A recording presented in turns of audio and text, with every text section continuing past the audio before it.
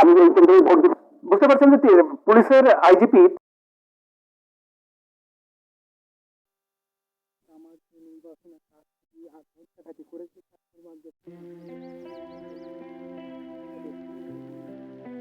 এই কেন্দ্রে ভোট দিতে আসছিলাম, গেটটা পার হয়ে যখন ভিতরে গেছি আমাকে শোনা হলো আপনার ভোট হয়ে গেছে।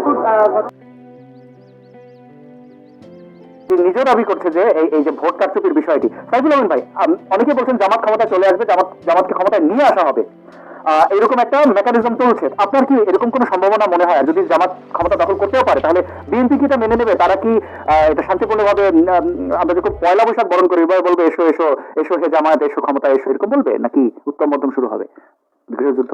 প্রথমত হলো যে আপনি এটা রাতের 11টা 12টার পরে টের পাবেন যে আসলে মানে যেহেতু এটা ইঞ্জিনিয়ারিং হবেই, যেহেতু ভোট কম পড়ছে ইঞ্জিনিয়ারিং হবে, ভোট বাড়ায় কমায় আসন ভাগাভাগি হবে।